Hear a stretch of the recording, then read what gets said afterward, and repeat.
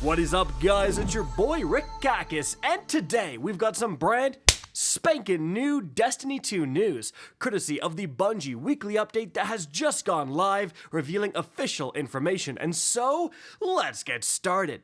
Now, first things first, what's been going on this week for Destiny 2? Well, actually quite a lot, all involving chess. Frankly, Destiny 2 became Chestiny 2 since the weekly update. So, there is a hidden area that contains a chessboard, and on it there's going to be multiple different chess puzzles where you have to set up a checkmate. If you want to know exactly how the mechanics of this puzzle work, definitely check out the video linked right up above, guys. But there is 27 total puzzles. If you solve all of them, you actually get some pretty juicy and frankly easy to get loot. You get 3 Adept Masterwork Heresy Weapons in total. Those are not easy to come by, frankly. So if you want to know just all 27 solutions, check out the video linked up above right now. However, once you enter all 27 solutions, you're going to get a secret triumph, and again, you're going to get those Adept Masterwork Weapons, but you're also going to change this area. Now, if you go and interact with this bowl of water, essentially, you will reveal your particular part in a community puzzle. So, over the past couple of days, people have been doing this and submitting their personal chessboard. There was, I think, over 4,000 pieces in total that we needed. A lot of great creators like Scaro9, I know, was doing a lot. Mr. Raffle Waffles, I even saw Mantic streaming it, and, Data was telling people to get data. It was a ton of people working on this community puzzle. Again, unfortunately, your boy was out of commission since my wife was taken out by food poisoning by a rogue A&W burger, but after a while of compiling this data, eventually this weird website was unlocked where you could enter even more codes. And as the first part of all of this, guys, a brand new emblem is now available. Simply enter the code you see on screen right here on Bungie.net and you will gain this new emblem. But after that, more work was done, compiling, verifying, etc. And eventually, guys, I can say that this is the complete master answer. So what you need to do is load into this unknown space chess area on endgame difficulty. Mid-game is when you're solving the puzzles, endgame is when you're doing the community puzzle, and then you're simply going to set up all the pieces like you see on screen right here with this master answer. And once you do, you're going to submit this answer, as you can see, and then the area is going to light up, it's going to change, and then you are going to get a reward chest, guys. In this chest, you get a brand new exotic ship, a new shader, a new emblem again, and you're also going to get some rare materials like 3 Ascendant Shards, for some people is pretty valuable, and stuff like that. And then also, guys, once you're done grabbing these rewards, head up to the water up above, interact with it, and we get a brand new cutscene.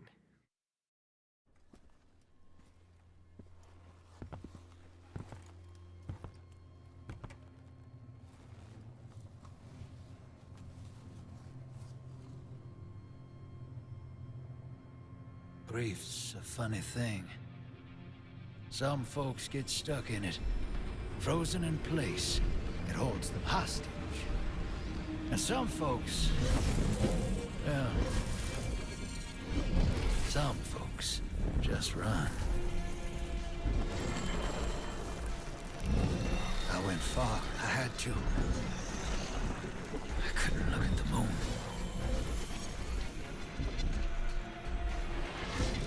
The way I see it, the farther you run, the less likely you are to get stuck. But this universe tends to stop me in my tracks.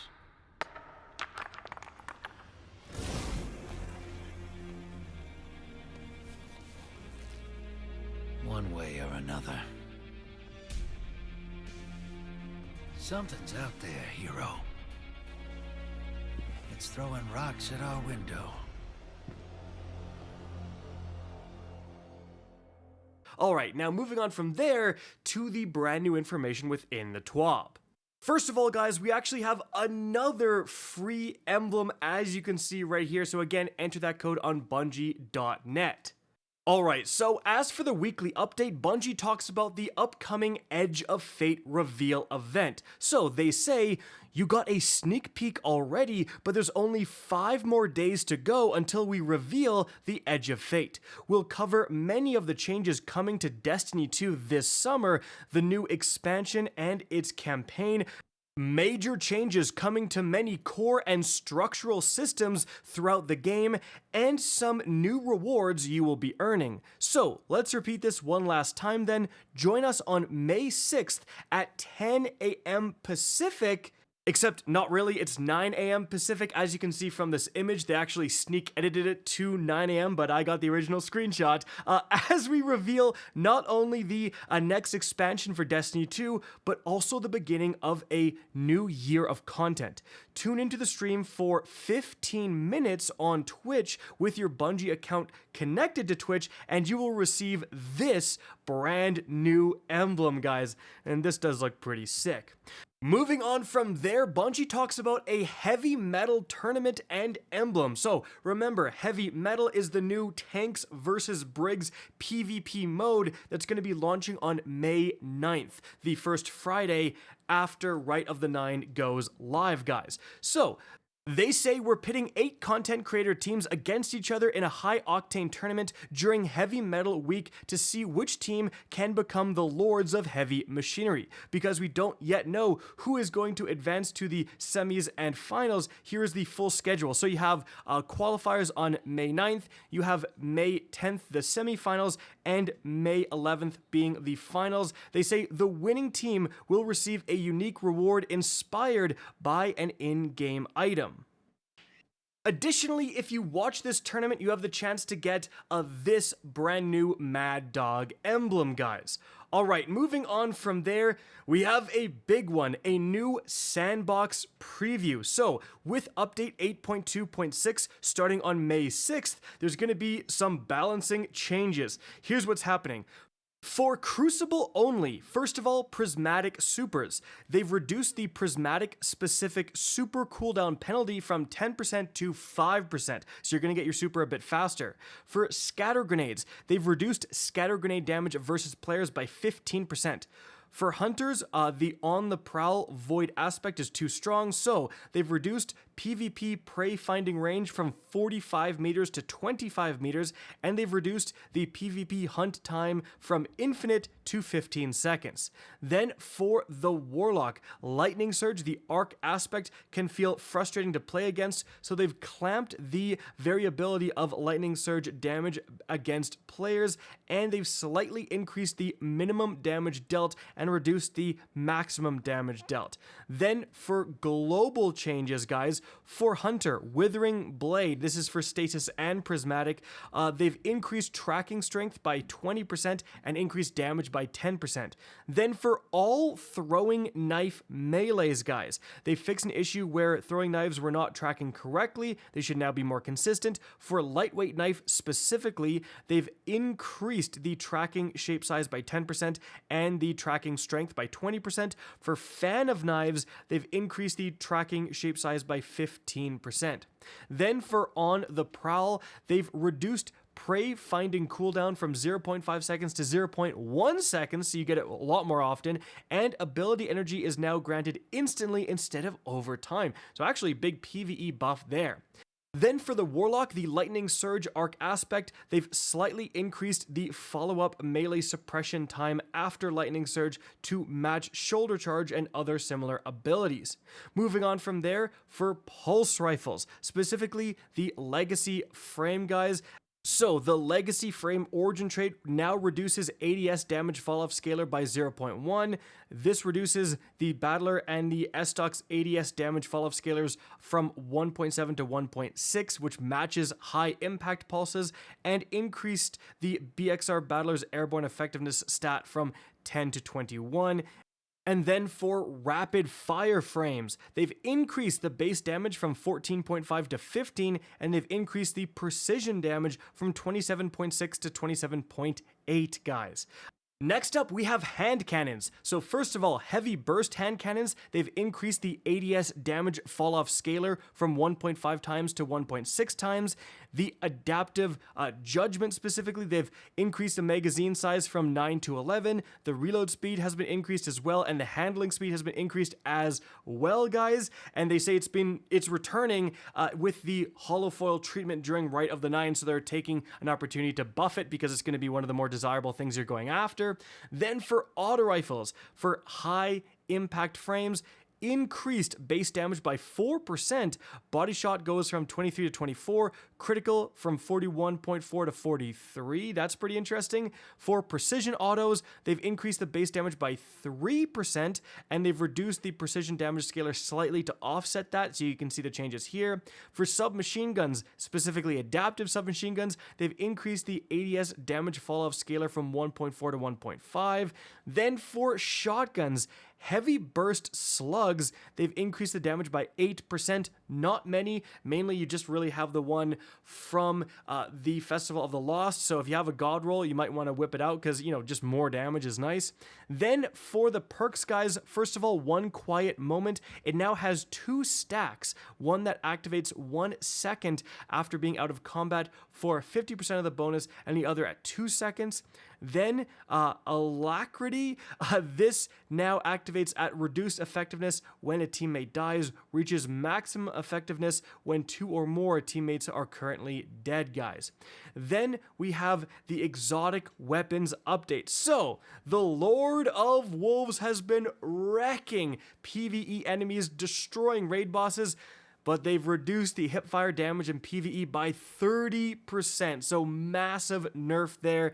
Should really bring it back down to reality. So if you haven't been using it, definitely this weekend, do it before it's nerfed. Moving on from there, the Risk Runner. They've increased the zoom from 13 to 14. Then the Truth and the Two-Tailed Fox, both of those exotic rockets, they've increased the amount of ammo picked up from ammo crates in the Crucible from 1 to 2. That's kind of interesting. 2 rocket launcher shots, especially with the Truth, that's kind of saucy. Then for the Alethonum, creating a special ammo brick now only costs 50% energy, and they've reworded the Vestigial Alchemy trait to be less confusing, guys. Then for Finality's Augur, they're actually doing a lot here. They've increased the duration that a target is painted to match the duration of the turret. The environmental target marker now marks additional targets that enter the zone after its initial creation, now grants an automatic reload from reserves after deploying a turret. They've reduced the turret's self-damage by 85%, and they've increased the turret's damage by 10%.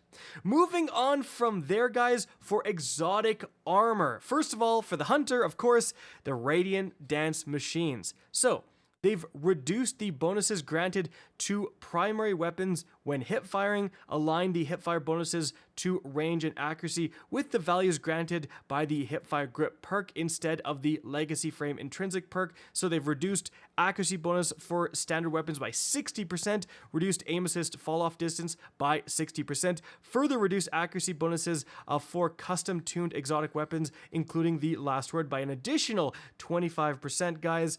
And although dodge uptime is already lower on RDMs than it is with other Hunter exotics, we wanted to reduce the class ability refund benefit just a bit in PvP to make it less of a focal point of the exotic. So they've reduced the amount of energy refunded for defeats against players when you do not have full class ability energy from 33% to 20%, which is the strategist perk. Then, guys, for the Titan, specifically Lion Ramparts. So it's been a niche exotic, so here's what they're doing.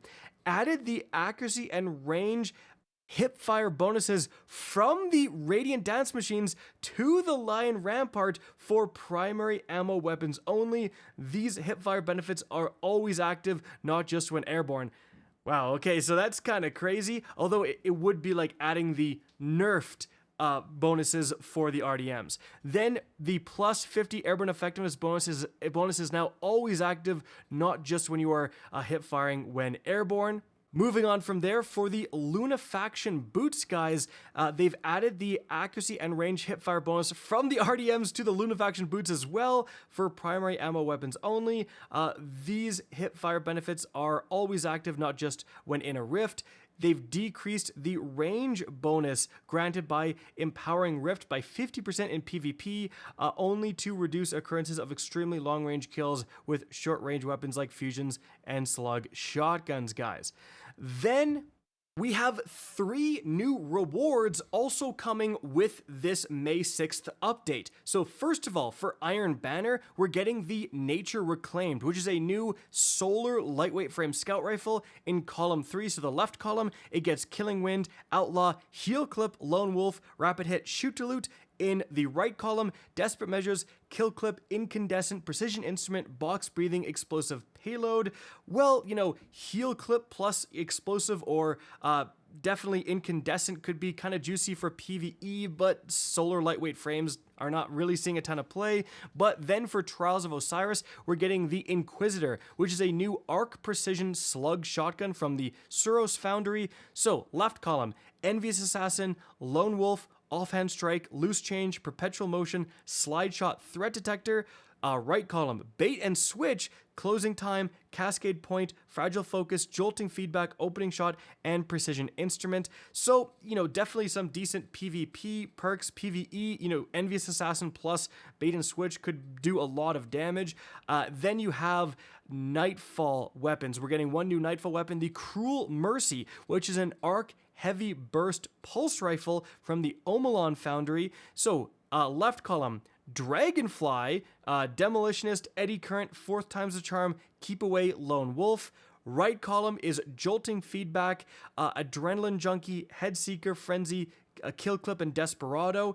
So certainly for PvP, you know, something like Lone Wolf or Keep Away plus Desperado, Head Seeker, Kill Clip, all that stuff is pretty decent. And for PvE, Dragonfly in the left is always nice, guys. So Dragonfly in the left plus, you know, Jolting Feedback plus Frenzy, any of those things could actually be kind of juicy. Moving on from there, they say the Nature Reclaimed will be available starting on May 20th when Iron Banner returns. Then for the Inquisitor and Cruel Mercy, they say we're trying something a bit different for the duration of the Rite of the Nine and until the Edge of Fate launches. While both will be available at their respective vendors, they will also drop as additional rewards when you finish a Trials match or Nightfall activity, and that also includes their Adept counterparts, which is really interesting. And Trials of Osiris is back on May 13th. So winning on a 4 win streak can get you the featured reward, the Aisha's Care, but also an extra Inquisitor Adept to go with it. Same thing for Grandmaster Nightfalls. For every Lotus Eater Adept you will get on the week of May 6th, you can also get an Adept Cruel Mercy. Okay, kind of a weird way of doing that, so not adding them to the rotations, just adding them as a bonus reward. Moving on from there, guys, the final thing we are talking about is going to be the Asian American Native Hawaiian Pacific Islanders Heritage Month, guys, and you can snag this emblem with a $10 donation. And of course, the link to that is in the TWAB, which is linked in the description of this video. Guys, that is it for the video. Hope you enjoyed and found this informative. If you did, please remember to help me out by simply rating and especially sharing this video. If you guys want to see more Destiny 2 content similar to this, don't be afraid to slap that subscribe button. If you want to get in touch with me and keep up to date with the latest channel activity, the best way is to follow me on Twitter at RickKakis. That is linked in the description down below. Again, I hope you enjoyed the video, and as always, have a good day.